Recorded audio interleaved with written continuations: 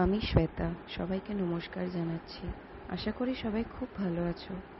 কদিন তো বেশ বৃষ্টি হয়ে কাটাচ্ছে, আর বৃষ্টি হলেই মনটা কেমন খাই খাই করে না? আমার তো মনটা ভীষণ ভালো মন্দ খাই খাই করে। আশা করি তোমাদেরও করে। তো এরকমই একটা বৃষ্টি পড়া দিনে মাকে বললাম যে স্পেশাল কিছু একটা বানাও। তো মা বলল যে মাটন কিমা দিয়ে ঘুগনি বানালে কেমন হয়। যেমন বলা অমনি কাজ। চটপট করে মা আমাদের জন্য বানিয়ে ফেললো মাটন কিমা ঘুগনি। সেই রেসিপিটা তোমাদের সাথে শেয়ার করলাম। আমার ভীষণ ভালো লেগেছে খেতে। তোমরাও কিন্তু একবার ট্রাই করে দেখতে পারো এই রেসিপিটা। মা কিন্তু প্রথম থেকেই মটর আর কিমা এই দুটোই সেদ্ধ করে রেখেছিল। কিমাটাকে একটু গরম মশলা নুন দিয়ে সেদ্ধ করে নিয়েছিল। তাহলে দেখো, প্রথমেই কড়াই চাপিয়ে তেল দিতে হয়, আমরা জানি। তেলটা গরম হয়ে গেলেই তার মধ্যে আমরা কুচি করে রাখা পেঁয়াজগুলো ছেড়ে দেব, আর খুব ভালো করে ফ্রাই করে নেব। খুব ভালো বলতে কালারটা যতক্ষণ না চেঞ্জ হচ্ছে ততক্ষণ ডেফিনেটলি ফ্রাই করতে হবে। আর মা যতক্ষণ রান্না করছিল আমি একটু উঁকি দিয়ে নিলাম বাইরে। ওয়েদারটা কি ভালো লাগছে না? পেঁয়াজের গোল্ডেন কালার হয়ে গেলে তাতে মা অ্যাড করে দিয়েছে টমেটো। তারপর এক এক করে মশলা দিয়ে দিয়েছে হলুদ, নুন।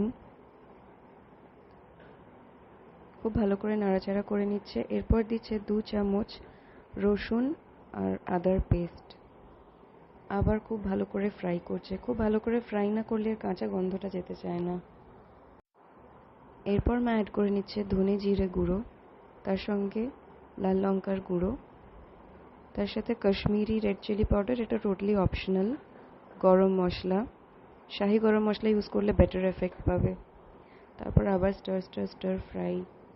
খুব সুন্দর দেখো ভাজা হয়ে গেলে তেল ছাড়বে সাইড থেকে। এরপর সেদ্ধ করে রাখা যে কিমাটা ছিল ওটা আমরা অ্যাড করে দিলাম।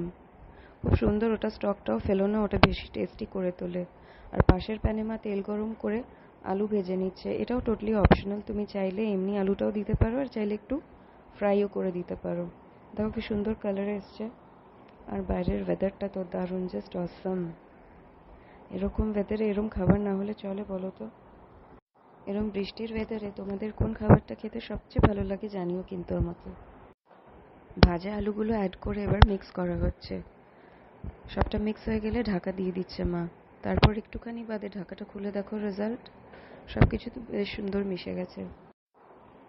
এরপর আরেকটু নাড়াচাড়া করে দেখে নিতে হবে কিরকম রান্নাটা হয়েছে। দিয়ে মটরটা একটু একটু করে তোমরা অ্যাড করে নিও। মা মটর অ্যাড করছে। মটরটা অ্যাড করা হয়ে গেলে আবার সবটা নেড়ে চেড়ে দেখে নাও, মিক্স করে নাও। তাহলে বুঝতে পারবে কতটা জল দিতে হবে। আর হ্যাঁ, গরম জল দিলে পরে খুব বেশি ভালো হয়। একটুখানি গরম জল অ্যাড করে নাও। এবারে এটা সেদ্ধ হতে দাও, একটু ফুটে ওঠা অবধি আমরা ওয়েট করব। ভালো করে দেখে নাও নাড়াচাড়া করে। এরপর ঢাকাটা বন্ধ করে নাও। খানিকক্ষণ বাদ ফুটে উঠলে ঢাকাটা খুলে দেখো কি সুন্দর লাগছে। জলটা খুব বেশি শুকিয়ে ফেলো না, কারণ মটর এমনিতেই অনেকটা জল টানে। তাই একটু সুপি সুপি রেখো। খানিকক্ষণ বাদ গিয়ে দেখবে মটরটা কিন্তু বসে গেছে। এতটা কিন্তু জল তখন দেখে মনে হবে না।